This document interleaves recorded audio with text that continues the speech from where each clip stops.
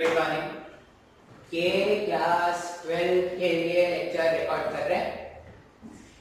कल एग्जाम थे, नीट वाले बच्चों के एग्जाम थे, मेंस वाले एग्जाम भी हो गए, रिजल्ट भी आ गया। पता नहीं हमारे इंस्टीट्यूशन का क्या रिजल्ट है, ठीक है, आइडिया नहीं मेरे को, शायद आज पता चले। तो क्लास 12 में हमने क्या क्या पढ़ा है? क्लास 12 में हमने करंट इलेक्ट्रिसिटी स्टार्ट किया। देखो अपना चांसेस है कि देखो एग्जाम वगैरह हो रही है, अगर गवर्नमेंट एग्जाम करा सकती है तो क्लासेस की भी परमिशन मिल सकती है। तो मोस्ट प्रोबेबली आप ऐसा सोचो ना कि सितंबर के एंड से या अक्टूबर के स्टार्टिंग से क्लासेस, ये जो ऑफलाइन क्लासेस है वो शायद स्टार्ट हो जाए।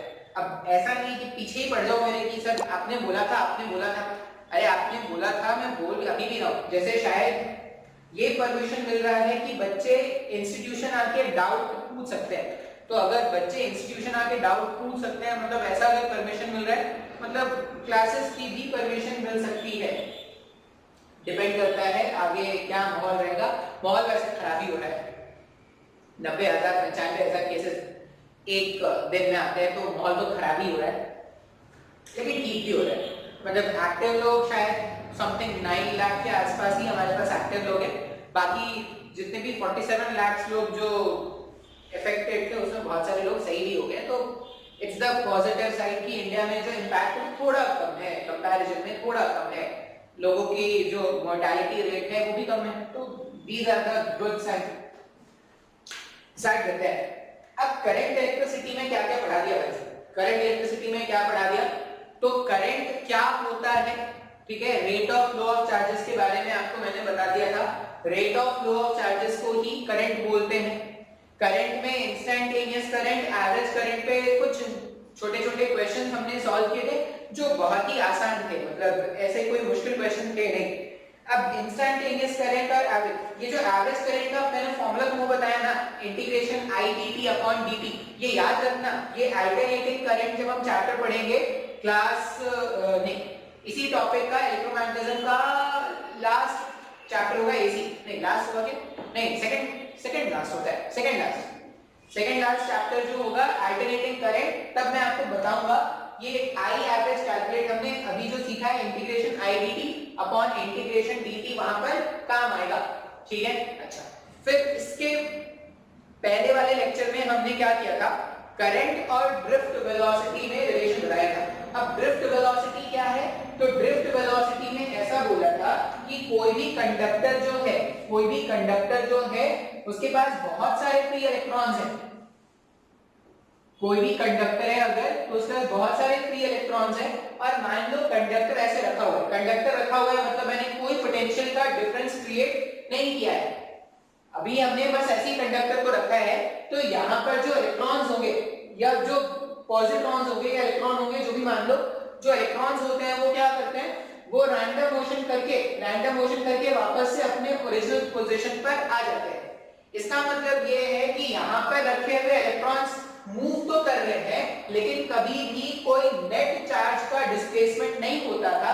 थर्मल एजिटेशन एक वर्ड होता है, ऐसा समझ लो थर्मल एनर्जी के कारण यहाँ पर जो इलेक्ट्रॉन्स हैं वो रैंडमली मूव तो कर रहे थे, लेकिन उनके कारण कोई करंट का फॉर्मेशन नहीं हो रहा था, ठीक है। अच्छा, अब क्या करते हैं, करंट के फॉर्मेशन के लिए अपने को दोनों एंड्स, कंडक्टर के दोनों एंड्स के बीच में पोटेंशियल का डिफरेंस क्रिएट करना पड़ेगा। अब पोटेंशियल का डिफरेंस क्रिएट करने के लिए हमारे पास एक डिवाइस होता है जिसे हम बोलते हैं बैटरी या सेल। अब ये बड़ी लाइन जो है वो हायर पोटेंशियल को रिप्रेजेंट करता है और छोटी लाइन जो है वो लोअर पोटेंशियल को रिप्रेजेंट करता है। हमने बोला था कि मान लेते हैं एक बैटरी है जिसका पोटेंशियल डिफरेंस कितना है, V वोल्ट्स का। अब उसमें मैंने ये बोला कि अगर मान लिया जाए कि लोअर पोटेंशियल 0 वोल्ट का है, तो ये जो हायर पोटेंशियल होगा वो V वोल्ट का हो जाएगा क्या? Higher potential minus lower potential, इन दोनों का जो पोटेंशियल डिफरेंस होता है वही बैटरी का पोटेंशियल होता है। अब यहां से कनेक्टिंग वायर से ये कनेक्टेड था, तो इसका पोटेंशियल V लिखा था, इसका पोटेंशियल 0 लिखा था। अब अगर आप ध्यान से देखोगे तो इस कंडक्टर के एंड्स के अबाउट या एंड्स के अराउंड मैंने पोटेंशियल का डिफरेंस क्रिएट कर दिया है। अब because of this potential difference जो मैंने क्रिएट किया है, इस पोटेंशियल डिफरेंस के कारण कंडक्टर के अंदर इलेक्ट्रिक फील्ड जनरेट होना स्टार्ट हो जाता है।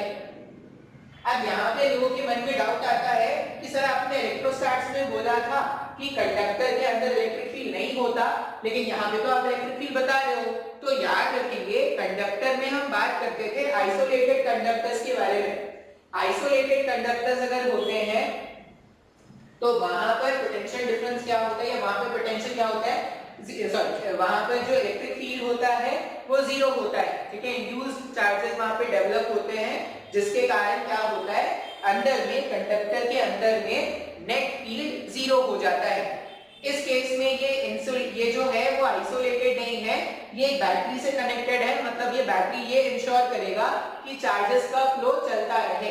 अब चार्जेस का फ्लो चलता रहता है तो कभी भी कोई इंड्यूस चार्ज नहीं डेवलप हो पाता, इंड्यूस चार्ज के कारण कोई इलेक्ट्रिक फील्ड नहीं डेवलप हो पाता, इसलिए इस केस में कंडक्टर्स के अंदर इलेक्ट्रिक फील्ड जनरेट हो जाएगा। अब मान लो ये जो कंडक्टर है वो कोई तो L लेंथ का था और इसका area of cross section was capital A। अब हमने क्या देखा, because of this electric field, इस इलेक्ट्रिक फील्ड के कारण ये जो इलेक्ट्रॉन्स है वो अभी भी रैंडम मोशन में है, लेकिन अब वो क्या करता है, ये इलेक्ट्रॉन कुछ अमाउंट से ड्रिफ्ट हो जाता है। ये जो इलेक्ट्रॉन है वो कुछ अमाउंट से ड्रिफ्ट हो जाता है, स्किड कर जाता है। अब जितने भी अमाउंट से या जिस वेलोसिटी से ये स्किड कर रहा है या ड्रिफ्ट कर रहा है, इसी टर्म को हम क्या बोलते हैं, ड्रिफ्ट वेलोसिटी। तो ड्रिफ्ट वेलोसिटी ये वेलोसिटी है, स्पीड नहीं है। स्पीड यहाँ पर देखोगे तो पार्टिकल का मोशन अभी भी रैंडम है, पार्टिकल का मोशन अभी भी रैंडम है। इस केस में अगर आप बोलोगे ना तो स्पीड ऑफ द इलेक्ट्रॉन्स या speed of the charges is very much high in comparison to velocity of that electrons. अब यहाँ पर हम बात कर रहे हैं वेलोसिटी के बारे में। हमने बोला कि because of the applied field के कारण ये जो इलेक्ट्रॉन्स होते हैं या जो पॉजिट्रॉन्स होंगे वो क्या करते हैं, फील्ड के कारण ड्रिफ्ट कर जाते हैं। अब ड्रिफ्ट जिस वेलोसिटी से वो ड्रिफ्ट करते हैं उसी को हमने क्या बोला था, ड्रिफ्ट वेलोसिटी। अब ड्रिफ्ट वेलोसिटी और करंट में एक रिलेशन आया था, ये 2 मार्क्स में तुम्हारे कॉलेज के एग्जाम में पूछेंगे डिराइव करने को। कॉलेज के एग्जाम में डिराइव करने को पूछते हैं, कॉम्पिटिटिव एग्जाम में फाइंड आउट करने को बोलते हैं वैल्यूज। अब क्या रिलेशन आया था, I equals to NA V subscript DE, NA V DE, इस तरह से मैंने बताया था। बूगी वूगी शो के बारे में मैंने बताया था आपको, वहां से आप करंट का वैल्यू नावे के जैसा याद रख सकते हो, ठीक है। ये मेरे पास करंट और ड्रिफ्ट वेलोसिटी में रिलेशन आया था। अच्छा, फिर हमने क्या किया था, हमने इसका एक मॉडल प्रिपेयर किया था। मॉडल प्रिपेयर किया था मतलब एक्चुअल में अगर आप देखोगे तो इस फील्ड के कारण ये जो इलेक्ट्रॉन्स थे वो एक्सेलरेट कर रहे थे क्या। अगर इलेक्ट्रोस्टैटिक फील्ड है और तुमने कोई चार्ज रखा है वहां पर, तो वो क्या कर रहा होगा, एक्सेलरेट कर रहा होगा क्या। अच्छा, अब होता क्या था, इलेक्ट्रॉन है मान लो जीरो वेलोसिटी पे रखा हुआ है, इनिशियल वेलोसिटी जीरो है, जैसे इलेक्ट्रिक फील्ड मिला एक्सेलरेट कर रहा है, मतलब अपने वेलोसिटी को इंक्रीज कर रहा है। लेकिन जैसे ही कोलिजन हुआ, कोलिजन होने के साथ ही फिर से उसका वेलोसिटी जीरो हो गया। फिर से क्या करेगा, फिर से वो जीरो वेलोसिटी से गेन करना स्टार्ट करेगा, गेन कर रहा है, फिर से कोलिजन हो जाएगा। जैसे ही कोलिजन होगा फिर से उसका वेलोसिटी क्या हो जाएगा, जीरो हो जाएगा। तो यहाँ पर हमने 2 टर्म्स इंट्रोड्यूस किया था। पहला टर्म बताया था mean free path. Mean free path का मतलब होता है, ये मीन फ्री पाथ केमिस्ट्री में भी तुमने गैसियस स्टेट में पढ़ा होगा, 2 सक्सेसिव कोलिजन्स के बीच का। वहां पे भी जब ऐसे फिजिक्स में भी आजकल क्वेश्चन आते हैं मीन फ्री पाथ से, मैंने नहीं बताया है मीन फ्री पाथ, लेकिन मीन फ्री पाथ का फॉर्मूला अगर आप देखोगे तो डीसी पांडे में मिल जाएगा आपको। आप कोई भी कोर्स से हो, अगर आप IIT JEE से हो, आप मेडिकल से हो, दोनों ही बुक्स में आपको वो मिल जाएगा, ठीक है। फॉर्मूला याद रखना होता है, टेम्परेचर का डिपेंडेंस याद रखना होता है, क्वेश्चन वैसे ही आता है। अभी तो मैंने देखा था कि अभी वो जो NTA के जो सैंपल पेपर्स आए थे उसमें भर के क्वेश्चंस थे इस पे बेस्ड, तो वो याद रख लेना। जनरली ऐसा फिजिक्स वाले ये सोचते हैं कि केमिस्ट्री वाले पढ़ाते हैं ये सब, और शायद केमिस्ट्री वाले भी यही सोचते हैं कि फिजिक्स वाले पढ़ाते हैं। एट द एंड में बच्चों को खुद से पढ़ना हो जाता है। तो इसलिए बोल रहा हूँ कि मीन फ्री पाथ जो है दो सक्सेसिव कोलिजन्स के बीच का जो डिस्टेंस है उसको हम क्या बोलते हैं, एवरेज डिस्टेंस। अब एक कोलिजन यहाँ पे हुआ, एक कोलिजन थोड़ा दूर जाके हुआ, तो दो सक्सेसिव कोलिजन्स के बीच का एवरेज जो सेपरेशन होता है उसे हम बोलते हैं मीन फ्री पाथ, जिसे हम लैम्डा से डिनोट करते हैं। ठीक है, अच्छा। फिर मैंने बताया था रिलैक्सेशन टाइम। अब रिलैक्सेशन टाइम का मतलब हो गया कि दो सक्सेसिव कोलिजन्स के बीच का जो एवरेज टाइम होगा, दो सक्सेसिव कोलिजन्स के बीच का जो एवरेज टाइम होता है उसको बोलते हैं रिलैक्सेशन टाइम। रिलैक्सेशन टाइम को टाउ से रिप्रेजेंट किया था, और रिलेशन क्या होता है, ड्रिफ्ट वेलोसिटी जो है वो एवरेज वेलोसिटी है। ड्रिफ्ट वेलोसिटी होता है लैम्डा मतलब mean free path divided by tau, tau मतलब रिलैक्सेशन टाइम।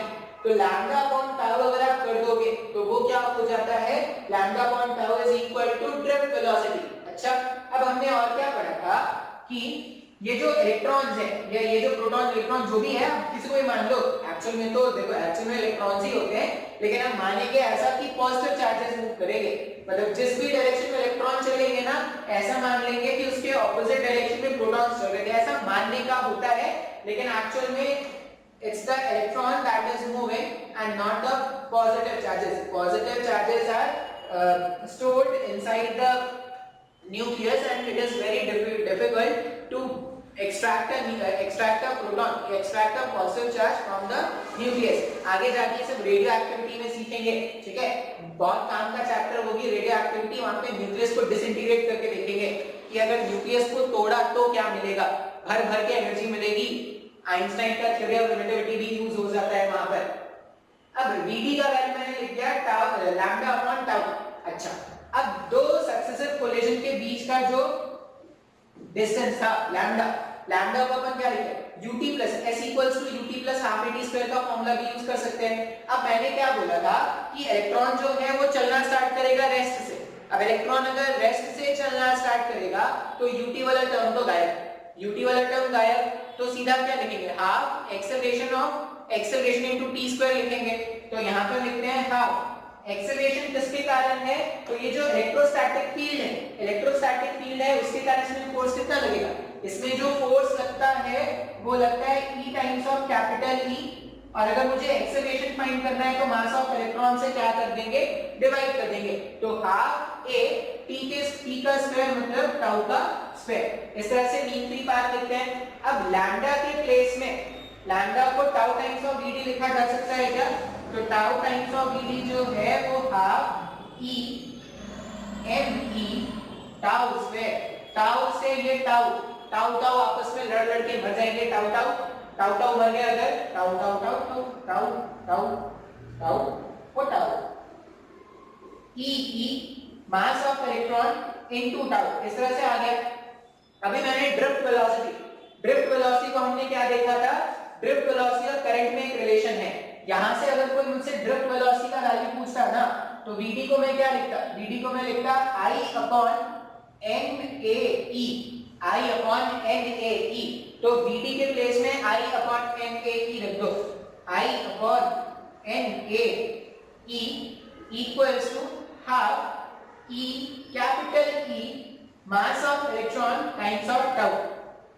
इस पूरे टर्म को अगर मैं उधर भेज दूं, ये मैंने डेरिवेशन से पहले वाले लेक्चर में कराया था, लेकिन सिंस ये डेरिवेशन थोड़ा इंपॉर्टेंट हो जाता है इसीलिए मैं इसको दोबारा से बता दे रहा हूं।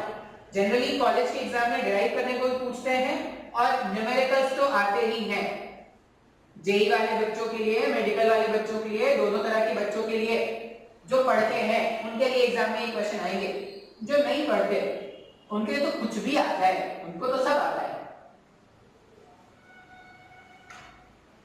तो यहाँ पर इसको अगर मैं और सिंपलीफाई करूंगा ना, तो ये ऐसा लिख दिया जाएगा I इक्वल्स टू NaE, सब अगर ऊपर भेज दोगे तो ये हो जाएगा n टाइम्स ऑफ a, अभी रहने दो a नहीं लिख रहा है, E का स्क्वायर हो जाएगा, कैपिटल E हो जाएगा, मास ऑफ इलेक्ट्रॉन हो जाएगा, ठीक है, मास of electron 2 times of mass of electron a और एक tau tau tau tau tau tau tau ऐसा n n चला गया, e का स्क्वायर चला गया, a चला गया, e चला गया, टाउ चला गया, NE82 divided by 2 mass of electron. अच्छा, ये जो इलेक्ट्रिक फील्ड है, इलेक्ट्रिक फील्ड को पोटेंशियल डिफरेंस अपॉन L, जो हमने कंडक्टर बनाया था, L लेंथ चलने पर पोटेंशियल जो है वो V से 0 हो गया, तो हमने क्या जाना था, E equals to minus of dV upon dr होता है, या V initial minus V final upon r होता है। V इनिशियल V माइनस 0, तो V अपॉन L, E के प्लेस में V अपॉन L रख देना। अब इसको थोड़ा अरेंज करके लिख दोगे ना, तो बहुत ही अच्छे से फॉर्मेट में ये बैठने वाला है। क्या बैठेगा वो देखो, V इक्वल्स टू 2ml, ठीक है, V equals to 2mel divided में आ जाएगा Ne स्क्वायर टाउ a, और इधर आ जाएगा I। अब अगर तुम इसको इस वाले इक्वेशन से कंपेयर करोगे ना, V इक्वल्स टू IR से, तो आप देखोगे कि V और I तो है, मतलब जो बचा हुआ टर्म है वो रेजिस्टेंस को रिलेट कर रहा है क्या, तो यहां से रेजिस्टेंस कैसा आ जाएगा तुम्हारे पास, 2me Ne square tau L upon a। बात समझ में आया है? अच्छा, ये पूरा जो टर्म है ना, अगर आप ध्यान से देखोगे, 2 मास ऑफ इलेक्ट्रॉन n क्या होता है, number of charge carriers present पर यूनिट वॉल्यूम, अलग अलग एलिमेंट के लिए अलग अलग होगा, तो n e स्क्वायर इलेक्ट्रॉन का चार्ज और टाउ। अब अलग अलग नंबर ऑफ चार्ज कैरियर्स अगर प्रेजेंट है, तो सबका जो एवरेज रिलैक्सेशन टाइम है वो भी अलग अलग होगा क्या, तो ये पूरा जो टर्म है ना, ये मटेरियल की प्रॉपर्टी होती है। ये पूरा जो टर्म है ये मटेरियल की प्रॉपर्टी है। इस मटेरियल की प्रॉपर्टी को ही आगे जाके क्या बोलेंगे, रेजिस्टिविटी। ये जो मटेरियल की प्रॉपर्टी आ रही है इसी को हम आगे जाके क्या बोलेंगे, रेजिस्टिविटी। अब इस पूरे को जब मैं रो से चेंज कर दूंगा, रेजिस्टिविटी मतलब रो, डेंसिटी नहीं है यहाँ पे, रेजिस्टिविटी मतलब जब मैं रो से रिप्लेस कर दूंगा तो वैल्यू हो जाएगा रो L अपॉन A। ये हमारे पास रेजिस्टेंस का फॉर्मूला होता है, तो हमने यहाँ से रेजिस्टेंस का formula rho L upon A ये फाइंड आउट कर लिया, ठीक है। तो ओम्स लॉ भी डिराइव कर दिया, ओम्स लॉ से रेजिस्टेंस का फॉर्मूला भी हमने क्या कर लिया है, फाइंड कर लिया है। अब मतलब लोअर क्लासेस में भी आपसे पूछा जाता है, अभी भी क्या होता है, जब आप स्कूल वाइवा में एग्जाम में जाओगे ना, एग्जाम होगा प्रैक्टिकल का एग्जाम अगर होगा तो वो तुमसे वाइवा में पूछना है कि what is the difference between resistivity and resistance, what is the difference between resistivity and resistance. अब चाहो तो लिख लो, या मुझे लगता है कि इस स्टेज में जनरली बच्चों को ये पता होता है, नहीं पता है कोई बात नहीं, आज के बाद से पता रहना चाहिए। रेजिस्टेंस क्या होता है, जब भी करंट या जब भी चार्ज कैरियर्स एक पॉइंट से दूसरे पॉइंट पे जाने की कोशिश करते हैं, जब भी चार्ज कैरियर्स एक पॉइंट से दूसरे पॉइंट पे जाने की कोशिश करते हैं, तो जो कंडक्टर है वो उसके पाथ को रोकता है। अब चार्ज कैरियर्स के पाथ को वो रोक रहा है, मतलब वो करंट को रोक रहा है क्या, तो करंट को रोकने का जो काम है या करंट को रोकना जो है उसी को हम क्या बोलते हैं, रेजिस्टेंस। रेजिस्टेंस मतलब अवरोध उत्पन्न करना। जब भी करंट एक पॉइंट से दूसरे पॉइंट में भागने की कोशिश करता है, तो जो बाकी के कंडक्टर्स हैं वो उसके जाने को रोकते हैं। अब उसके जाने के रोकने को ही हम क्या बोलेंगे, हम बोलते हैं वो जो जाने के करंट के जाने को रोकने का जो कार्य है उसी को हम क्या बोलते हैं, वो होता है हमारे पास रेजिस्टेंस। अब कोई कम रेजिस्टेंस ऑफर करता है, कोई ज्यादा रेजिस्टेंस ऑफर करता है। जैसे तुम एक रॉड ले लो, अब रॉड अगर कॉपर का होगा तो करंट की रोकने की कोशिश जो होगी कॉपर के केस में वो कम होगी in comparison to a wooden rod. इसका मतलब वुडन की जो रेजिस्टिविटी प्रॉपर्टी है वो ज्यादा है इन कंपैरिजन टू रॉड। तो हम क्या बोलेंगे, रेजिस्टिविटी क्या है, तो रेजिस्टिविटी प्रॉपर्टी है, रेजिस्टिविटी एलिमेंट्स की प्रॉपर्टी है जिसके कारण से वो करंट को रोक रहा है। और रेजिस्टेंस क्या है, रेजिस्टेंस करंट के रोकने के फेनोमेना को ही हम क्या बोलते हैं, रेजिस्टेंस बोलते हैं। अब रेजिस्टिविटी जो है वो मटेरियल की प्रॉपर्टी है, रेजिस्टिविटी जो है वो मटेरियल की प्रॉपर्टी है। अब अगर वो मटेरियल की प्रॉपर्टी है तो मटेरियल की प्रॉपर्टी, अब क्वेश्चन ऐसा पूछते हैं कि 1 मीटर का वायर ले लो, 1 मीटर का कॉपर वायर ले लो और 2 मीटर का कॉपर वायर ले लो, किसकी रेजिस्टिविटी ज्यादा है? तो किसकी, अगर वो मटेरियल की प्रॉपर्टी है तो सबकी रेजिस्टिविटी एक जैसी ही होगी क्या? 1 मीटर वायर की जो रेजिस्टिविटी होगी 2 मीटर वायर की भी वही रेजिस्टिविटी होगी ना। ये तो वैसे ही बात हो गया कि हम बोलते थे कि पानी का डेंसिटी कितना है। जब हम पानी की डेंसिटी के बारे में बात करते थे तो हम बोलते हैं कि समुद्र का पानी मतलब खारा होता है, सॉल्ट मिक्स होता है तो उसका डेंसिटी चेंज हो जाता है। मान लो मैं बोल रहा हूं कि एक तालाब से पानी लाया, कुएं से पानी लाया, घड़े का पानी लाया और चुल्लू भर पानी लाया, और मैंने आपसे पूछा कि भाई सबके डेंसिटीज को आप कंपेयर करो, तो तुम मेरे को बोलोगे ना कि सर डेंसिटी तो लिक्विड की प्रॉपर्टी है, पानी है अगर तो पानी का डेंसिटी क्या होगा 1 ग्राम पर सेंटीमीटर क्यूब ही होगा। अगर पानी प्योर है, अगर पानी प्योर है तो उसका डेंसिटी जो है वो 1 ग्राम पर सेंटीमीटर क्यूब ही होगा। तो उसी तरह से रेजिस्टिविटी जो है वो प्रॉपर्टी है। अब अगर रेजिस्टिविटी प्रॉपर्टी है इसका मतलब ये है कि आप 1 मीटर का वायर लो, 10 मीटर का वायर लो या लाखों करोड़ों किलोमीटर के वायर ले लो, उस सारे केसेस में जो रेजिस्टिविटी है वो प्रॉपर्टी है एलिमेंट की, वो कांस्टेंट होगी। अब अलग अलग मटेरियल्स की रेजिस्टिविटी अलग अलग होती है depending on the values of number of charge carriers present पर unit volume and tau relaxation time. ठीक है, अब इसमें अगर कोई तुमसे पूछे कि अगर मैंने नंबर ऑफ चार्ज कैरियर्स को इंक्रीज कर दिया, जितने ज्यादा चार्ज कैरियर्स होंगे, जितना ज्यादा चार्ज डेंसिटी होगा, रेजिस्टेंस का वैल्यू क्या हो जाएगा? रेजिस्टेंस का वैल्यू उतना ही कम हो जाएगा। क्या मैं इसको रेजिस्टिविटी के टर्म्स में बता दूं, अगर मेरे पास रेजिस्टिविटी का वैल्यू क्या आ गया, रेजिस्टिविटी ऐसा कुछ आया क्या 2 times of mass of electron Ne² tau, ये जो है उसी को हम क्या बोल रहे हैं रेजिस्टिविटी। अब ये रेजिस्टिविटी क्या है? तो एलिमेंट की प्रॉपर्टी है। अब खुद से सोचना, तो अगर मैं बोलूं कि किसी एलिमेंट के पास नंबर ऑफ चार्ज कैरियर्स पर यूनिट वॉल्यूम का वैल्यू ज्यादा है, नंबर ऑफ चार्ज कैरियर्स ज्यादा है, इसका मतलब क्या होगा, उसकी जो रेजिस्टिविटी है वो इनवर्स रिलेशन में है ना। तो जितना ज्यादा number of charge carriers present होगा उतना कम रेजिस्टिविटी है, जितना कम रेजिस्टिविटी होगा उतना कम रेजिस्टेंस होगा क्या। और रिलैक्सेशन टाइम के बारे में बोलूं, अगर मैं बोलूं कि रिलैक्सेशन टाइम कम हो गया, अगर रिलैक्सेशन टाइम कम हो गया, अगर ये वैल्यू कम हुआ तो जो रेजिस्टिविटी है वो बढ़ जाएगा। ये वैल्यू जितना कम होगा ये वैल्यू उतना ही ज्यादा होगा ना, इनवर्स रिलेशन है। तो दो फैक्टर्स है जिसपे एलिमेंट की रेजिस्टिविटी जो है वो डिपेंड करती है। रेजिस्टेंस जो है वो 3 फैक्टर्स पे डिपेंड करता है। क्या? एक तो मटेरियल, किस तरह का मटेरियल आपने यूज किया, उसकी रेजिस्टिविटी क्या है, प्रॉपर्टी। दूसरा ये डिपेंड करता है लेंथ पर, जितना ज्यादा लेंथ का वायर लोगे रेजिस्टेंस का वैल्यू उतना ही ज्यादा होता है। और एरिया ऑफ क्रॉस सेक्शन, जितना बड़ा एरिया ऑफ क्रॉस सेक्शन होगा करंट उतना ही इजीली मूव कर पाएगा, करंट इजीली मूव कर पाएगा तो रेजिस्टेंस क्या हो जाएगा, कम हो जाएगा। ऐसा कुछ मैंने थर्मल कंडक्टिविटी जब पढ़ाया था ना तब भी मैंने बताया था।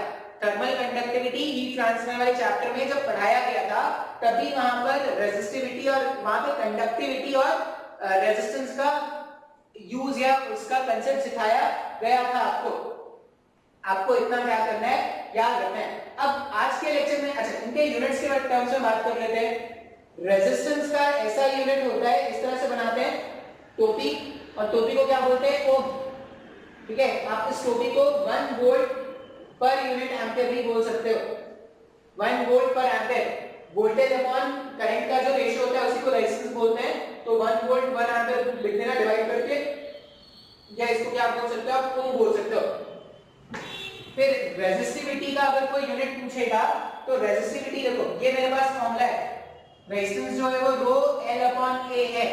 तो अगर आप रेजिस्टिविटी का लिखोगे तो वो क्या हो जाएगा, R into A upon L और ये इन दोनों को जब आप सॉल्व करोगे एक मीटर रिमेन करेगा ना, तो रेजिस्टेंस के यूनिट में मीटर मल्टीप्लाई कर दो तो वो क्या हो जाएगा, ओम मीटर। रेजिस्टिविटी का जो यूनिट है वो हो जाएगा ओम मीटर। इनका रेसिप्रोकेशन भी चलता है लेकिन वो अपने काम का ज्यादा नहीं होता। 1 अपॉन रेजिस्टेंस को बोलते हैं कंडक्टेंस, ये सब केमिस्ट्री में ज्यादा पढ़ते हैं। 1 अपॉन रेजिस्टेंस को बोलते हैं कंडक्टेंस। अब कंडक्टेंस की यूनिट क्या होती है, कंडक्टेंस की यूनिट होती है इसका उल्टा, इसका उल्टा इस तरह से बनाते हैं, ठीक है, इस तरह से बनाएंगे, इसका नाम होता है MHO, मो, ठीक है, OHFO, ये हो जाएगा MHO। उसी तरह से अगर मुझे 1/r ये कंडक्टेंस हो गया, अगर 1/ρ फाइंड करता तो वो मैं बोलता कंडक्टिविटी। कंडक्टिविटी ये सब केमिस्ट्री में पढ़ना होता है, अपने काम पे इतना नहीं होता, वो हो जाएगा मो पर मीटर, ठीक है। तो यहाँ पे ऐसा लिखेंगे मो मीटर इनवर्स, ये यूनिट्स हैं एसआई स्टैंडर्ड्स के यूनिट्स जो अपने को फाइंड आउट कर रहे हैं। अब आज क्या करेंगे, ये बेसिक्स था जो मैंने आपको सिखा दिया, अब अपने को रेजिस्टेंस का कैलकुलेशन करना सीखना है। आई होप रेजिस्टेंस और रेजिस्टिविटी में आपको कंफ्यूजन नहीं होता होगा, स्टेज में आने पर तो जनरली नहीं होना चाहिए, अगर होता है तो इतना समझ लेंगे कि रेजिस्टेंस जो है वो करंट के रोकने के फिनोमेना को है, और जिस प्रॉपर्टी के कारण से करंट रोका जा रहा है उसको क्या बोलते हैं, रेजिस्टिविटी बोलते हैं, ठीक है। तो अभी क्या करेंगे, इसमें कुछ न्यूमेरिकल सॉल्व करेंगे, इतना पहले नोट कर लेते हैं। आगे देखते हैं, कुछ बेसिक क्वेश्चन से स्टार्ट करते हैं, फिर अच्छे लेवल के क्वेश्चंस पे ले जाया जाएगा आपको। अब रेजिस्टेंस का सिंपल सा फॉर्मूला है रो L/A। जो रेजिस्टिविटी है वो अभी जो जितने भी क्वेश्चन सॉल्व करेंगे उसमें रेजिस्टिविटी कांस्टेंट मानेंगे, ठीक है। कुछ वेरिएबल रेजिस्टिविटी वाले भी क्वेश्चन करा देंगे, लेकिन जो सिंपल क्वेश्चन आएंगे उसमें रेजिस्टिविटी क्या होगा, कांस्टेंट होगा। अब जैसे अगर मैं बोलूं कि मान लो एक कंडक्टर ऐसा, एक कंडक्टर इस तरह से, और इस कंडक्टर का लेंथ बताया गया है L, कंडक्टर का लेंथ बताया गया है L, इसका रेडियस बताया गया है, ये जो क्रॉस सेक्शन एरिया था ना, क्रॉस सेक्शन एरिया का रेडियस बताया गया है स्मॉल r, और करंट जो है वो ऐसे एंटर करेगा, सॉरी, करंट ऐसे एंटर करेगा और ऐसे बाहर जाएगा, और मटेरियल की रेजिस्टिविटी बताई गई है रो, जो मटेरियल है मटेरियल की रेजिस्टिविटी बताई गई है रो। क्वेश्चन में पूछा गया है find the resistance, find the, current ऐसे जाके ऐसे निकलने वाला है, तो क्वेश्चन में पूछा गया है find the resistance of this wire. ये जो वायर है यहाँ पर, या जो कंडक्टर है, इस कंडक्टर का रेजिस्टेंस लिखना है। अब हम क्या जानते हैं, रेजिस्टेंस का फॉर्मूला है रो L/A। अब यहाँ पर रेजिस्टेंस अगर मैं कैलकुलेट करूंगा, रो का वैल्यू क्वेश्चन में क्या है, रो के वैल्यू, लेंथ का मतलब होता है कि कितने लेंथ में करंट जो है वो मूव कर रहा है। जैसे यहाँ पे साफ-साफ दिख रहा है करंट इस वाले पॉइंट से मूव करके यहाँ पर आया है, तो करंट कितना लेंथ ट्रैवल करने वाला था, करंट लेंथ जो ट्रैवल करने वाला है वो L का है। और एरिया, एरिया का मतलब क्रॉस सेक्शन एरिया, जिस क्रॉस सेक्शन से करंट एंटर करता उस क्रॉस सेक्शन के एरिया, मतलब जहां से करंट, जैसे अगर मैं बोलूं कि करंट जो है वो एक सुई और धागा है, ठीक है। अब सुई अगर ऐसे जाके इधर से ऐसे बाहर निकल रही है, तो कौन सा क्रॉस सेक्शन एरिया हो गया, ये जो एरिया है ना, ये जो एरिया वो क्रॉस सेक्शन एरिया हो गया जिसमें से करंट एंटर करके बाहर जा रहा है। तो क्रॉस सेक्शन एरिया यहाँ पर कितना हो जाएगा, यहाँ पर cross section area is pi times of r का स्क्वायर। तो ये हमारे पास रेजिस्टेंस का एक सिंपल सा क्वेश्चन हो गया। मान लो मेरे को थोड़ा अलग करना होता क्वेश्चन को, तो अलग कैसे कर देते, मान लो इस तरह का अरेंजमेंट ले लेते,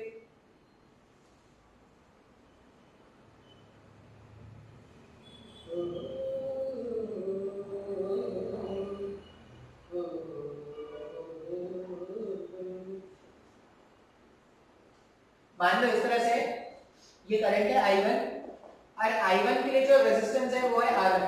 कोई आपसे पूछा कि भाई साहब R1 का वैल्यू बताओ, जो मटेरियल है मटेरियल की रेजिस्टिविटी कितनी है, मटेरियल की रेजिस्टिविटी है रो।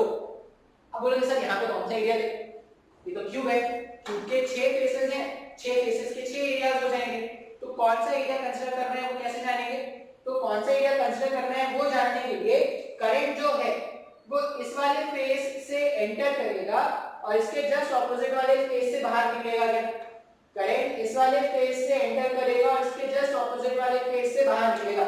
अब यहां से अगर करंट एंटर किया तो किस क्रॉस सेक्शन में करंट मूव करेगा, ये जो शेडेड रीजन का एरिया है वही क्रॉस सेक्शन एरिया हो जाएगा। क्या अच्छा, लेंथ कितना ट्रैवल कर रहा है, तो करंट यहां से चल के यहां पर आया तो a लेंथ वो ट्रैवल कर रहा है। क्या यहां से चलकर यहां करंट आया, तो अगर मुझे R1 का वैल्यू लिखना होता ना, तो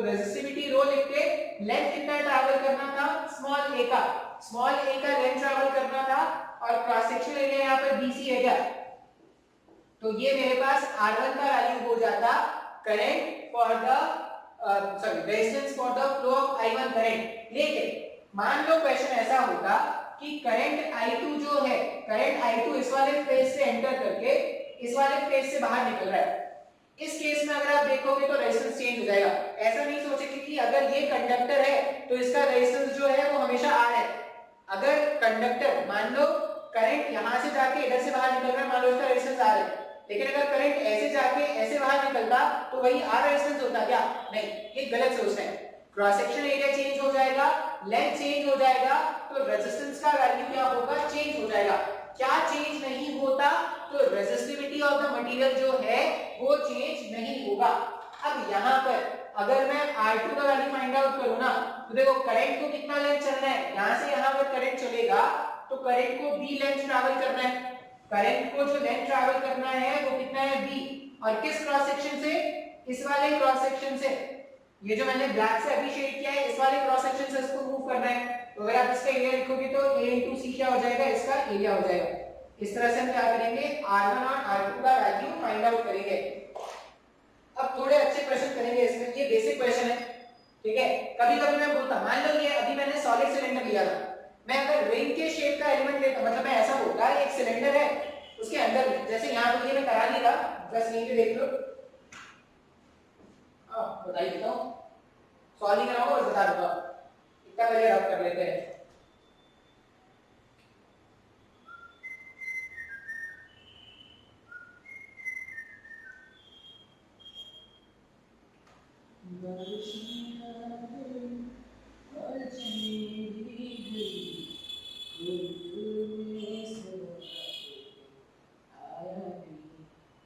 जो भी सजना किया नाम तेरा लिया देख कर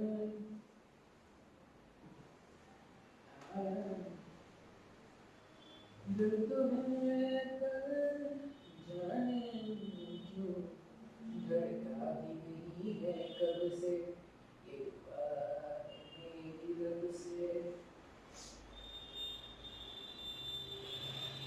ये व्हाइट बोर्ड हो जाए एक बार, फिर आगे क्वेश्चन देखते हैं।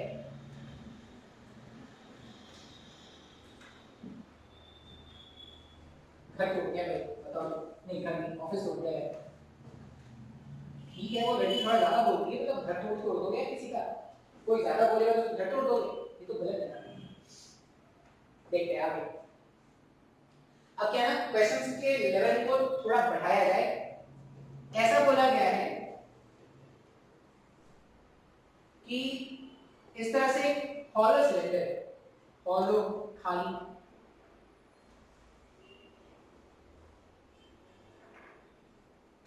एक सिलेंडर है ऐसा जो क्या है, हॉलो है,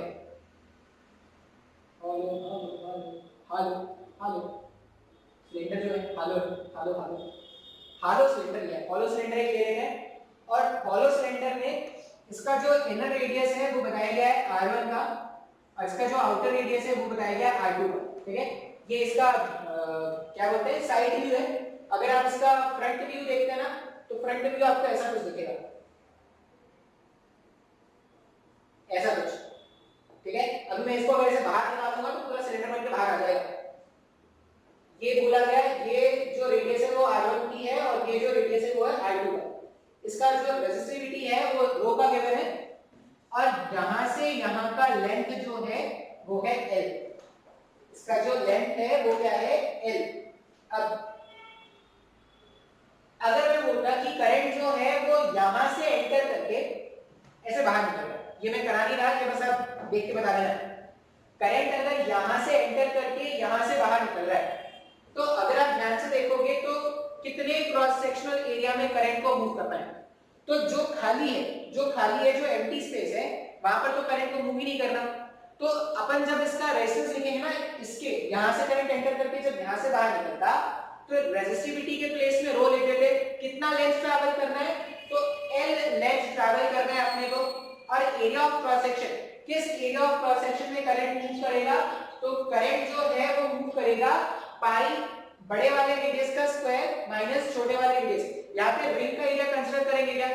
रिंग का एरिया इस तरह से कैलकुलेट करते रहे। आई होप ये क्वेश्चन समझ में आया होगा। ये मैं क्वेश्चन तुमको नहीं कराने वाला। मैंने क्या बोला कि अगर जो करंट है, अगर ये जो करंट है वो इस वाले सेक्शन से एंटर करके इस वाले सेक्शन से बाहर निकलता तो कितना लेंथ ट्रैवल करना था करंट को? करंट को लेंथ ट्रैवल करना है एल लेंथ ट्रैवल करना है और कितना एरिया ऑफ क्रॉस सेक्शन मिलेगा? तो ये जो शेडेड एरिया है वही इसका एरिया ऑफ क्रॉस सेक्शन मिल रहा है क्या इसको? तो रो एल अपॉन ए अगर कर दिया जाए तो हमें आंसर मिल जाएगा। बिल्कुल। अब क्वेश्चन में ना उन्होंने थोड़ा सा चेंज कर दिया। क्वेश्चन उन्होंने आसान नहीं रखा, क्वेश्चन का लेवल उन्होंने बढ़ा दिया। उन्होंने क्या बोला कि करंट जो है यहां से एंटर करके यहां से बाहर जाएगा। मतलब अगर आप डायग्राम इमेजिन करोगे ना तो करंट कैसा है, ये सिलेंडर है मान लो, ये हॉलो सिलेंडर है, इस तरह से एक हॉलो सिलेंडर है। अब यहां पर क्या है, ऐसा क्वेश्चन मैंने उसमें भी कराया था, थर्मल कंडक्टिविटी वाला जो चैप्टर था उसमें भी कराया था। अब पता नहीं तुमको याद है या नहीं, लेकिन मैंने कराया था वहां पे भी शायद।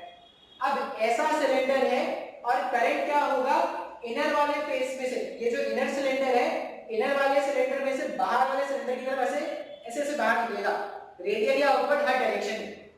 बात समझ में आ रहा है क्या? हमने क्या बोला, जो करंट है, करंट इस बार ऐसा नहीं है कि यहां से एंटर होकर यहां से निकल रहा है, ये नहीं है डायग्राम।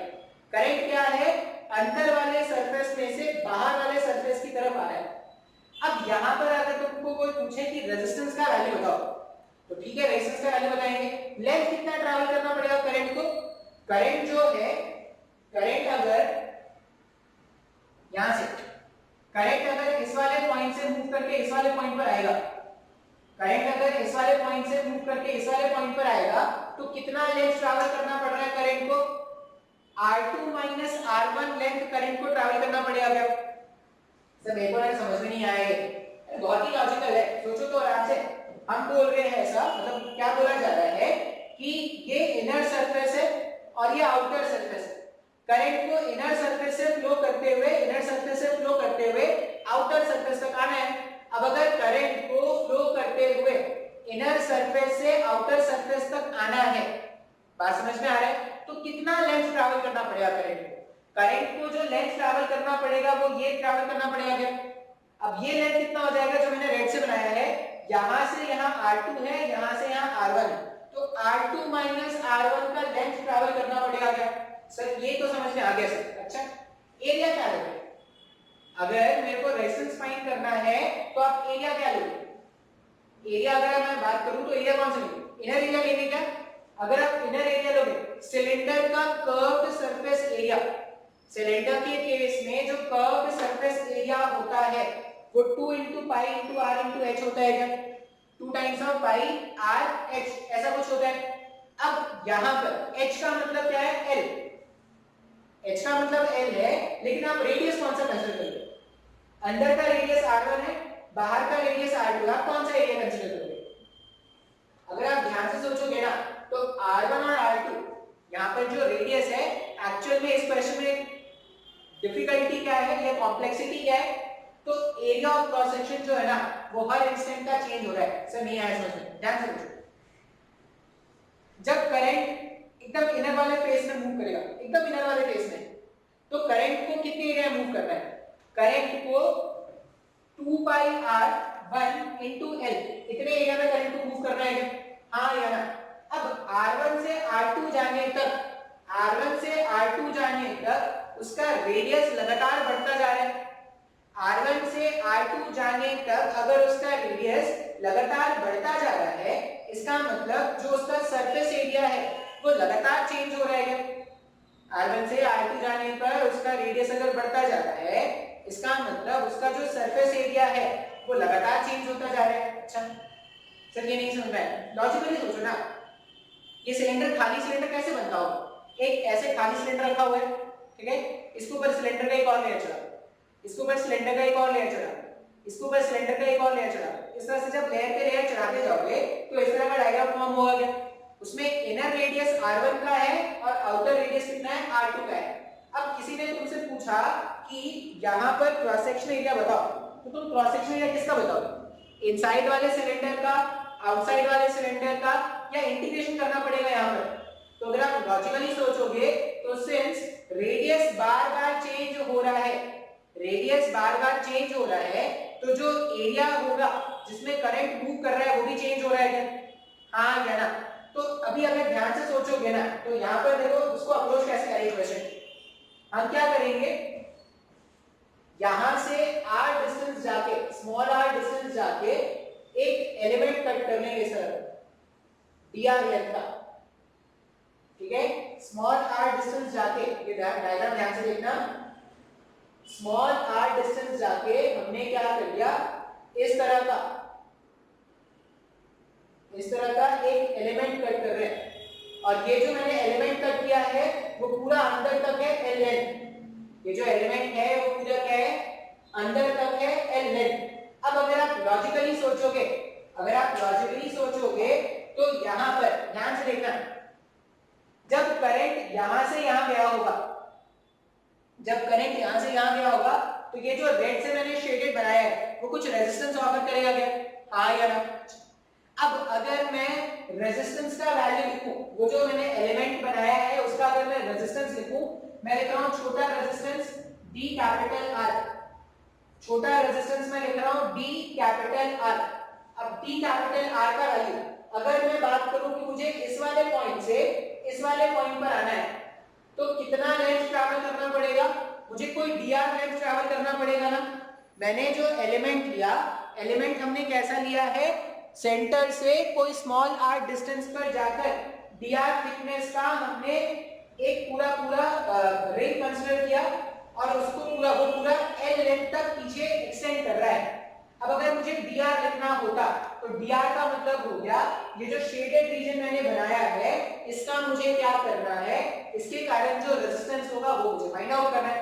अब कैसे ढूंढेंगे, तो जब करंट यहां से यहां चला होगा, ध्यान से देखना, तो ये लेंथ है क्या जो करंट को ट्रैवल करना है, और ये लेंथ हमारे पास कितना है, d into स्मॉल r, यही तो बोला ना, r रेडियस पर जाकर dr थिकनेस का अपने को एक स्ट्रिप ऐसे कट कर लेना था। तो यहां पर फॉर्मूला क्या हो जाएगा, रेजिस्टिविटी रो, लेंथ जो ट्रैवल करना है वो dr का है, और अगर dr का वैल्यू ये जो r लेंथ है, ये जो r लेंथ मैंने कंसीडर किया है उसके सामने dr बहुत छोटा है, तो अगर dr बहुत छोटा है तो r लेंथ के करस्पॉन्डिंग जो मैं क्रॉस सेक्शन एरिया लूंगा, अब क्रॉस सेक्शन एरिया कैसे ले रहे हैं, तो यहां पर ये मान लो यहां कहीं पर है, एकदम इनर में भी नहीं और आउटर में भी नहीं, कहीं बीच पर है, और अगर तुमको उसका कर्व सरफेस एरिया जानना है तो पेरीमीटर को लेंथ से मल्टीप्लाई कर दोगे तो तुमको कर्व एरिया मिल जाएगा क्या, इसका पेरीमीटर हो जाएगा 2 into पाई into स्मॉल r, ये पेरीमीटर हो गया, और लेंथ कितना है l, तो 2 into पाई into r into l अगर आप मल्टीप्लाई कर दोगे तो वो dA का वैल्यू मिल जाएगा क्या, 2 into पाई into r into l। Sir नहीं आया समझ में, एक बार फिर से बताऊंगा, ध्यान से समझने की कोशिश करना है। ये क्वेश्चन था, करंट यहां से एंटर करके यहां से बाहर जा रहा है, और ऐसा हर डायरेक्शन में हो रहा है, ये सिलेंडर ऐसे है, ये इस तरह का सिलेंडर है, करंट एंटर करके बाहर जाएगा और ये पूरा रेडियली आउटवर्ड हर डायरेक्शन में जाने वाला है। अब अगर रेडियली आउटवर्ड वो हर डायरेक्शन में जा रहा है तो चेंज क्या हो रहा है, चेंज हो रहा है एरिया ऑफ क्रॉस सेक्शन। अगर आप देखोगे तो जब करंट यहां कहीं से, जब करंट इधर एंटर कर रहा है तब जो एरिया ऑफ क्रॉस सेक्शन उसको मूव करना है वो पाई r1 मतलब 2 पाई r1 into l का है, लेकिन जब ये आउटर वाले को रीच करेगा तो वो जो कर्व्ड एरिया होगा वो 2 पाई r2 into l हो जाएगा। इसका मतलब क्या होगा, इस वाले क्वेश्चन में जो एरिया ऑफ क्रॉस सेक्शन है वो कांस्टेंट नहीं है। अगर मैं इनर वाला सिलेंडर कंसीडर करूं तो एरिया होता है 2 पाई r1 into l, अगर मैं आउटर वाला एरिया कंसीडर, आउटर वाला सरफेस कंसीडर करूं तो एरिया होता 2 into पाई into capital R2 into l। अब since area cross section area change हो रहा है तो हम क्या करेंगे, इंटीग्रेशन का हेल्प लेंगे। अब इंटीग्रेशन में क्या करना होता है, एक एलिमेंट के लिए पहले कैलकुलेट करना पड़ता है, जो भी आप कैलकुलेट करना चाहते हो वो एक एलिमेंट के लिए कैलकुलेट करो। एलिमेंट के लिए जब तुमने कैलकुलेट कर लिया उसको प्रॉपर लिमिट्स में इंटीग्रेट कर लेना। अगर उसको जैसे आप प्रॉपर लिमिट्स में इंटीग्रेट कर लोगे, सिंपलीफाई करोगे, सॉल्व करने पर जो भी आएगा वो तुम्हारा आंसर है। बात समझ में आ रहा है? तो मैंने क्या बोला कि since area of cross section change हो रहा था हर केस में, इससे पहले वाले क्वेश्चन में अगर आप देखोगे तो जो मैंने सिलेंडर दिया था इससे पहले वाले क्वेश्चन में, उसमें क्रॉस सेक्शन एरिया कभी चेंज हो रहा है नहीं। Solid cylinder, question number 1, solid cylinder में जितना करंट एंटर किया उस समय जो क्रॉस सेक्शन एरिया है और करंट जब बाहर निकला उस समय जब क्रॉस सेक्शन एरिया है दोनों का वैल्यू सेम था। यहाँ पर क्रॉस सेक्शन एरिया सेम नहीं, वो चेंज हो रहा है। अब अगर क्रॉस सेक्शन एरिया चेंज हो रहा है मतलब मुझे क्या करना पड़ेगा, इंटीग्रेशन का हेल्प लेना पड़ेगा। अब इंटीग्रेशन का हेल्प लेने के लिए मैंने क्या बोला कि स्मॉल r डिस्टेंस पर जाकर एक dr थिकनेस का स्ट्रिप कट कर लो जो पीछे l लेंथ तक एक्सटेंड कर रहा है। बिल्कुल सर जी। अब इसी तरह से ये जो रेड शेडेड रीजन का अगर मैं रेजिस्टर कैलकुलेट करूं तो शायद मैं बाकी का भी कैलकुलेट कर सकता हूं। तो इसका कैलकुलेट करने के लिए अगर आप देखोगे तो करंट को यहां से यहां चलना है। अगर करंट को ये लेंथ चलना है तो करंट को जो लेंथ ट्रैवल करना था वो कितना था, स्मॉल dr का। और एरिया ऑफ क्रॉस सेक्शन क्या लेंगे, तो स्मॉल r रेडियस पे अपन को अगर एरिया ऑफ क्रॉस सेक्शन देखना होगा तो इसका पेरीमीटर कितना हो जाता है, इसका पेरीमीटर होगा 2 into pi into small r। अब वो पीछे l लेंथ तक एक्सटेंड कर रहे हैं तो क्रॉस सेक्शन एरिया के प्लेस में मैंने लिख दिया 2 into pi into small r into l। ये मेरे पास वो जो रेड शेडेड रीजन है ना, रेड शेडेड रीजन है उसका रेजिस्टेंस मुझे मिल गया है। अब लॉजिकली सोचना, सीरीज पैरेलल तुमको थोड़ा बहुत आता है। सीरीज पैरेलल तुमने करंट इलेक्ट्रिसिटी 10th में भी पढ़ा है और सीरीज पैरेलल तुमने थर्मल कंडक्टिविटी या थर्मल रेजिस्टेंस वाले चैप्टर में भी पढ़ा है, ठीक है। अब यहां पर अगर देखोगे ना तो नोटिस करना ये डायग्राम बना कैसे, एक इनर शेल उसके ऊपर एक और शेल, उसके शेल नहीं एक इनर सिलेंडर उसके ऊपर एक और हॉलो सिलेंडर और हॉलो सिलेंडर और हॉलो सिलेंडर और hollow cylinder and so on. इस तरह से ये डायग्राम बना होगा क्या, बिल्कुल सर जी। तो अगर तुम देखोगे तो पहला रेजिस्टर उसके ऊपर दूसरा रेजिस्टर उसके ऊपर तीसरा रेजिस्टर उसके ऊपर चौथा रेजिस्टर एंड सो ऑन। एक रेजिस्टर के बाद दूसरा रेजिस्टर दूसरा रेजिस्टर के बाद तीसरा रेजिस्टर एंड सो ऑन। तो इस तरह से जब रेजिस्टर्स कनेक्टेड होते हैं, एक रेजिस्टर खत्म हुआ फिर दूसरा खत्म हुआ फिर तीसरा खत्म हुआ फिर चौथा, जब इस तरह से रेजिस्टेंसेस कनेक्टेड होते हैं तो उसको सीरीज कनेक्शन बोलते हैं क्या। यहाँ पर अगर देखोगे तो यहाँ से यहाँ जाते वक्त अगर ये नहीं भी समझ में आएगा तो एक या दो लेक्चर के बाद ये समझ जाओगे। अभी बस इतना मान लो कि यहाँ से यहाँ जाते वक्त कैसे मूव कर रहे हैं, इनर रेजिस्टेंस उसके ऊपर वाला रेजिस्टेंस उसके ऊपर वाला रेजिस्टेंस उसके ऊपर वाला रेजिस्टेंस एंड सो ऑन। एक रेजिस्टर के ऊपर दूसरा फिर तीसरा फिर चौथा एंड सो ऑन। तो ये ऐसे ही हो गया क्या, पहला रेजिस्टर के बाद दूसरा रेजिस्टर के बाद तीसरा एंड सो ऑन। तो इस तरह से जब रेजिस्टेंसेस कनेक्टेड होते हैं एक के बाद एक तो इनको बोलते हैं सीरीज कनेक्शन ऑफ रेजिस्टेंसेस। तो यहाँ पर जो रेजिस्टर्स हैं वो सीरीज कनेक्शन में है। अब रेजिस्टेंसेस अगर सीरीज कनेक्शन में है इसका मतलब R1 + R2 + R3 dot dot dot RN जितने भी रेजिस्टेंसेस है सबको ऐड कर देंगे, सॉल्व करने को आंसर हो गया। या नहीं भी समझ में आ रहा है तो बस यहाँ पे क्या करो, इंटीग्रेशन कर दो। यहाँ पर जब आप इंटीग्रेशन करोगे तो यहाँ पर क्या लिखेंगे, नेट रेजिस्टेंस अगर मुझे चाहिए, नेट रेजिस्टेंस को मैं क्या लिखूंगा, इंटीग्रेशन ऑफ dr रखूंगा। इसका मतलब नेट रेजिस्टेंस जो है वो इंटीग्रेशन ऑफ dr के प्लेस में आएगा रो small dr 2 into pi into l into r, इस तरह से लिख सकते हैं। अब यहाँ पर रो 2 pi l ये कांस्टेंट है, बाहर निकाल दिया। रो 2 pi l कांस्टेंट था, बाहर निकाल दिया। कांस्टेंट को अगर बाहर निकाल दोगे तो इंटीग्रेशन के अंदर क्या बच जाएगा, dr अपॉन स्मॉल r। इस तरह से हमारे पास इंटीग्रेशन के अंदर का टर्म बच गया। अब इंटीग्रेशन कर रहे हैं स्मॉल r का। स्मॉल r के अगर आप लिमिट्स देखोगे तो स्मॉल r क्या है, कैपिटल R1 से कैपिटल R2 तक जा रहा है क्या, तो स्मॉल r जो है वो कैपिटल R1 से कैपिटल R2 तक मूव कर रहा है।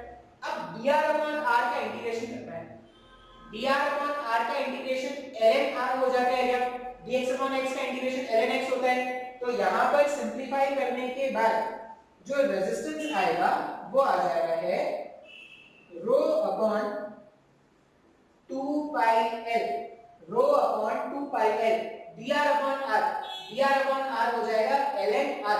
अब ln r यहाँ पर मैंने लिखा ln स्मॉल r और इसका लिमिट कहाँ से कहाँ भेजना है, इसका लिमिट भेजना है R1 से R2 तक। इसको सिंपलीफाई कर दोगे अगर तो रेजिस्टेंस आ जाएगा rho upon 2 pi l, rho upon 2 pi l 1 upon R2 minus 1 upon R1। 1 upon R2 minus 1 upon R1। Important question, ठीक है, मेडिकल के एग्जाम में डायरेक्टली पूछा जाता है। देखो मेडिकल के एग्जाम में ना जरूरी नहीं कि हमेशा क्वेश्चन सॉल्व करके ही आंसर आए। जो मेडिकल वाले बच्चे हैं ना वो कॉमन क्वेश्चन के सॉल्यूशंस याद रख सकते हैं। मतलब इतनी तगड़ी प्रैक्टिस होनी चाहिए कि इस तरह के जो क्वेश्चंस है, ये कॉमन क्वेश्चन है, बहुत ही पुराने क्वेश्चंस है, कोई नयापन नहीं है इस क्वेश्चन में। इस तरह के जो क्वेश्चन होंगे ना, मेडिकल वाले बच्चों को इस तरह के क्वेश्चंस के आंसर याद रखने हैं। आप याद रखो मेडिकल वाले एग्जाम में आप वहां पे 45 के 45 क्वेश्चन नहीं सॉल्व कर सकते। आपको अगर सिलेक्शन चाहिए तो 10-15 क्वेश्चन ऐसे होने चाहिए जिसका आंसर आपको याद है। मेडिकल वाले एग्जाम में 10-15 क्वेश्चन ऐसे जरूर होने चाहिए जिसका आंसर आपने देखा और टिक ऐसा होना चाहिए। सारे क्वेश्चन वहां पे आप सॉल्व नहीं कर सकते। अगर आपने 10-15 क्वेश्चन देख के आपने सॉल्व कर लिया, 15-20 क्वेश्चन आपने वहां पे सॉल्व कर लिया, तो आपने इन टोटल में 35 क्वेश्चन के आसपास हिट कर लिया। अब 35 क्वेश्चन मेडिकल वाले एग्जाम में बहुत ही अच्छा अटेम्प्ट होता है। और फिजिक्स, अभी भी अगर मैंने कल का जब मैंने सिनेरियो देखा, बच्चों को लग रहा है फिजिक्स टफ आया है। अरे कोई टफ नहीं आया भाई, फिजिक्स कोई टफ नहीं आया है। फिजिक्स में वही है, तुम अगर ये एग्जाम में सोच के जाओगे कि मैं वहां पे पूरे 45 के 45 क्वेश्चन सॉल्व करूंगा, गलत सोच लो। आपको एग्जाम्स के लिए याद रखना पड़ेगा, ठीक है। 10-15 क्वेश्चन ऐसे होने चाहिए जो तुम्हारे बैकअप हैं, जो तुमको क्या करेंगे, दूसरे लोगों से एज दिलाएंगे। सॉल्व वहां पे हर कोई कर सकता है, एक घंटे में 15-20 क्वेश्चन हर कोई सॉल्व कर सकता है, लेकिन तुमको एज कौन दिलाएगा? तो 10 मिनट में तुमने ये जो 10 क्वेश्चन देख के टिक किया ना, वो तुमको एज दिलाएगा, ठीक है। रही बात मेंस की, तो मेंस में तुम देख लो कट ऑफ कितना चलना जा रहा है। 90 परसेंटाइल का कट ऑफ है इस बार जनरल कैटेगरी में। 90 परसेंटाइल का कट ऑफ मतलब मुश्किलात बढ़ती जा रही है। और सीरियसली बोलो, अगर तुम्हें ढंग का अगर आईआईटी या अगर एनआईटी नहीं मिल रहा है ना, तो इंजीनियरिंग करके कोई फायदा नहीं। अगर तुम कहीं से नहीं सोचोगे कि कोई प्राइवेट कॉलेज से मिल ही जाएगा, इतने सारे पुणे में, इतने सारे एमपी में, इतने सारे इधर है उधर है, झंडू कॉलेजेस है सब, कोई फायदा नहीं है। वो केवल दिखाएंगे कि टॉप रैंक कॉलेज, ये कॉलेज, वो कॉलेज, गिने चुने इक्का दुक्का कॉलेजेस हैं जो ढंग के हैं, ठीक है। बाकी सारे कॉलेजेस डब्बा बंद कॉलेजेस हैं। प्लेसमेंट के नाम पे वो तुमको क्या करते हैं, आखिरी में एक वो झुंझुना मतलब वो समझो कि बस कुछ नहीं तुमको मिल पाएगा, बस तुम पैसे दे दोगे वहां पे अच्छा खासा और कुछ नहीं हाथ लगेगा। वो स्टार्टिंग में जब तुम जाओगे तो ये कैंपस है यार, ये टीचर्स है, वो टीचर्स है, वो इतनी झूठी बातें तुमको फैलाएंगे, इतना प्लेसमेंट होता है, इतना ये होता है, उतना ये होता है, ये पैकेज जा रहा है, वो पैकेज जा रहा है, वो सब बेवकूफ बनाते हैं। जब आप 4th ईयर में पहुंचोगे ना, तब आपको पता चलता है कि अच्छा ये कॉलेज की जो हालत है वो तो बहुत गई थी। तो स्टार्टिंग में अगर आप कोई प्राइवेट कॉलेज में जाओगे तो कैंपस वैंपस देख के ऐसा लगता है कि अरे वाह क्या कॉलेज में आ गए, अब तो यहाँ पे स्टूडेंट ऑफ द ईयर बन जाएंगे। तो झड्डू बातें, बेकार की बातें। अच्छी जगह से बीटेक करोगे तब फायदा होता है, नहीं तो बहुत सारे इंजीनियर है, तुम भी बढ़ते जाओगे, ठीक है। नोट करते हैं, और भी क्वेश्चन है वो भी देखते हैं।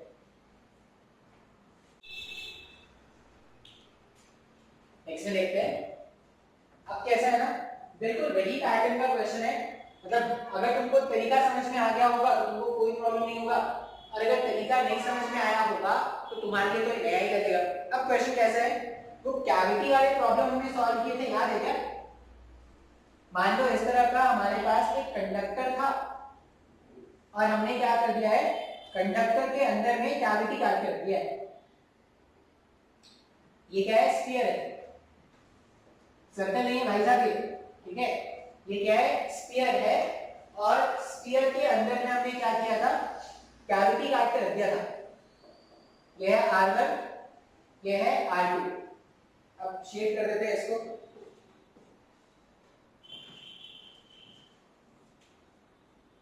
इस तरह से हमारे पास कंडक्टर है।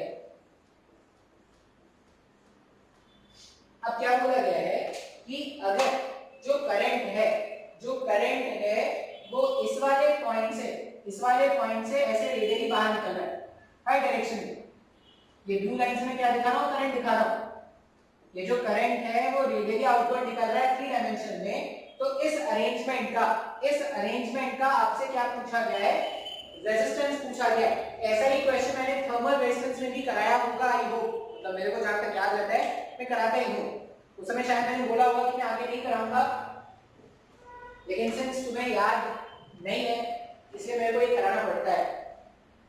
तो यहाँ पर क्या है, ये R1 रेजिस्टेंस है और R2 रेजिस्टेंस है और अपने को क्या करना है, थर्मल रेजिस्टेंस कैलकुलेट करना है। तो बिल्कुल वही क्वेश्चन है क्या, यहाँ पर भी अगर देखोगे तो यहाँ से यहाँ करंट मूव करेगा। अब जब करंट यहाँ से यहाँ मूव करेगा तो हर इंस्टेंट ऑफ टाइम पर जो एरिया ऑफ क्रॉस सेक्शन है वो बदलता जाएगा। ये कैसे बना होगा, तो अंदर की कैविटी, उसके ऊपर एक और शेल, उसके ऊपर एक और शेल, उसके ऊपर एक और शेल एंड सो ऑन। तो जब शेल पे शेल जुड़ता जा रहा है तो एरिया ऑफ क्रॉस सेक्शन बदलता जा रहा है क्या। अब एरिया ऑफ क्रॉस सेक्शन अगर बदलता जा रहा है तो वापस से हम क्या करेंगे, पहले हम फाइंड करेंगे dr। अब dr फाइंड करने के लिए क्या करोगे, dr फाइंड करने के लिए आप किसी r डिस्टेंस पर जाकर आप एक एलिमेंट कट करोगे। इसको मैं थोड़ा अलग तरह से शेड कर देता हूं। r डिस्टेंस पर जाकर आप इस तरह से एक एलिमेंट कट करोगे। अब ये जो एलिमेंट है ना वो एक्चुअली क्या है, शेल है। ये जो एलिमेंट है वो शेल है, शेल मतलब 3 डायमेंशन में है वो। तो r डिस्टेंस पर जाकर dr थिकनेस, यहां से यहां का थिकनेस कितना है, थिकनेस जो है वो है dr। अब अगर मैं छोटा रेजिस्टेंस लिखूं, dr, तो dr का मतलब होगा रेजिस्टिविटी है रो, लेंथ। करंट जब इस वाले पॉइंट से इस वाले पॉइंट पे ऐसे बाहर निकलेगा तो लेंथ कितना ट्रैवल करेगा, तो d into r का लेंथ ट्रैवल करेगा।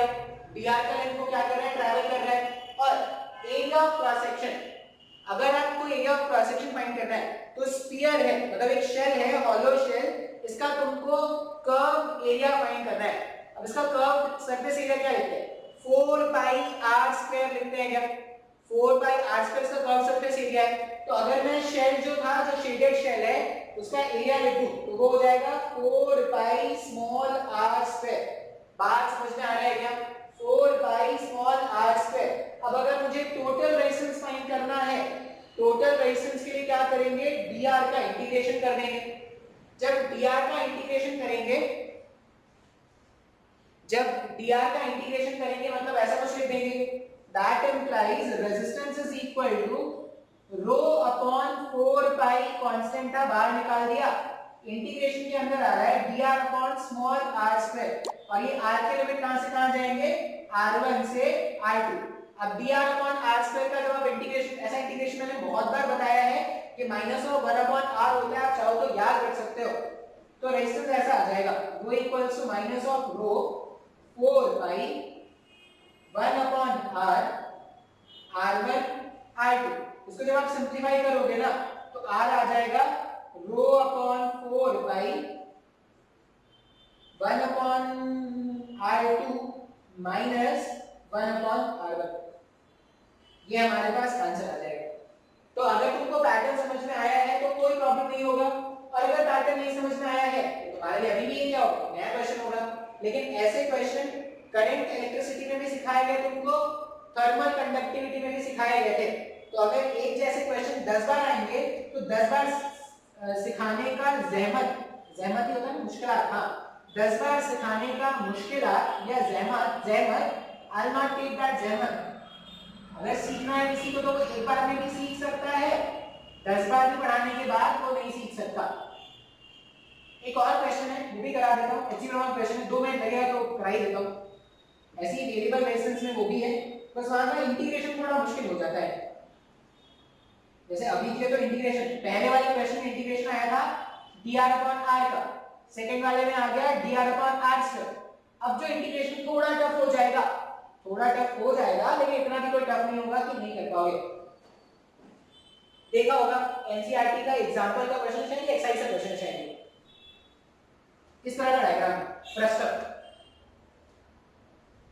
ठीक है, इस तरह का डायग्राम है फ्रस्टम, और ये फ्रस्टम का लेंथ है l, यहां का रेडियस बोला गया है a और यहां का रेडियस बोला गया है b। करंट यहां से एंटर करके यहां से बाहर जाएगा।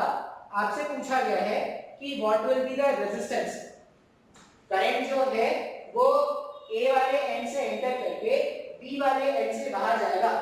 ये करंट I है, करंट I के लिए रेजिस्टेंस का वैल्यू क्या करना है, कैलकुलेट करना है।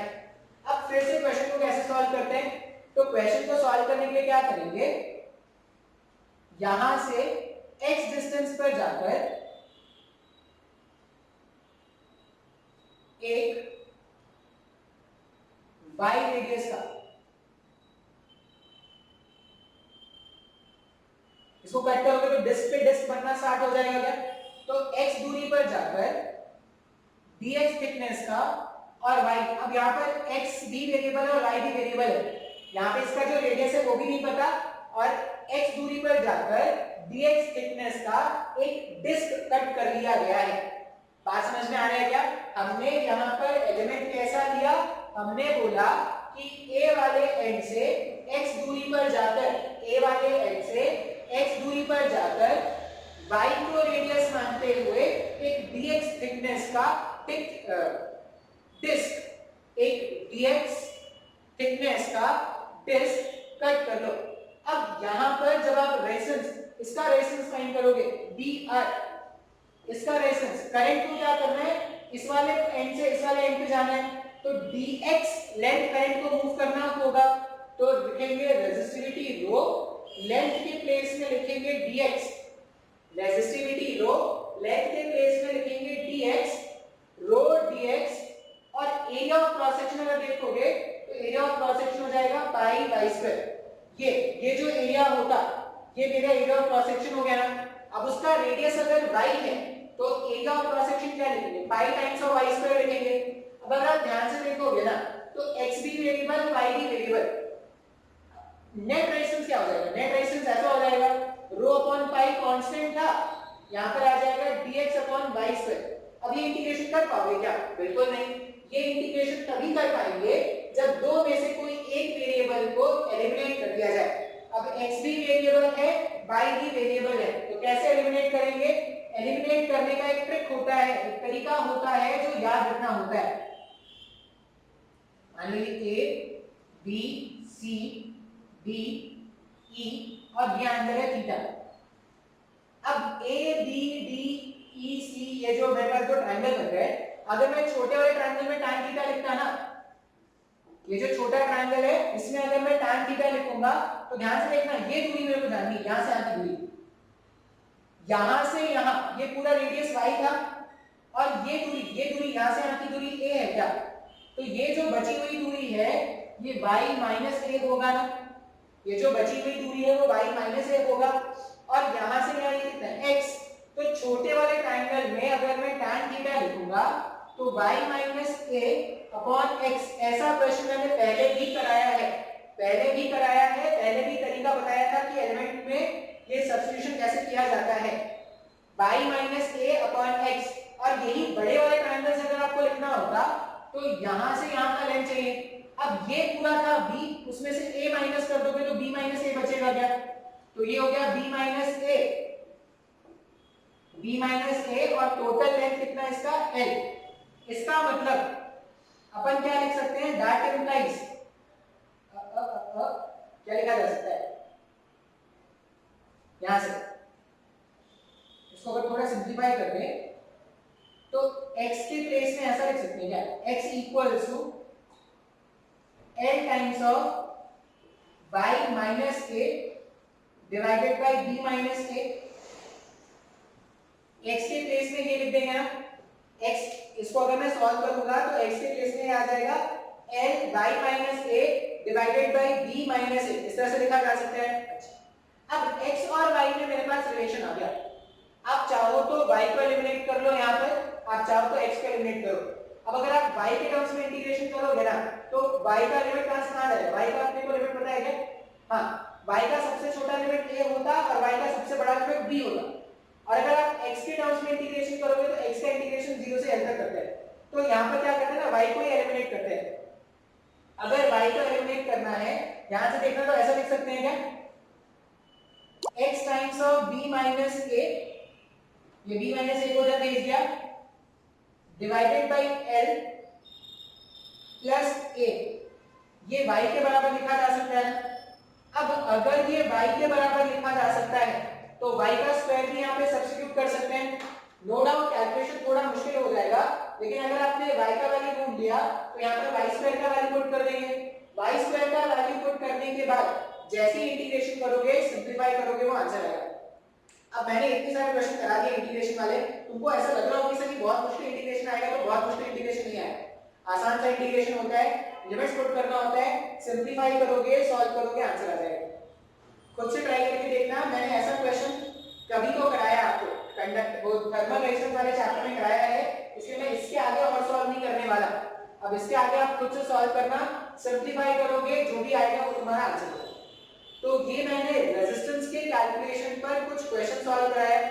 नेक्स्ट वाले क्लास में अपन क्या करेंगे, series parallel combination resistors, voltage law, division law, voltage division law, current division law, फिर करंट डिवीजन केवीएल केसीएल, इस तरह से बात करेंगे।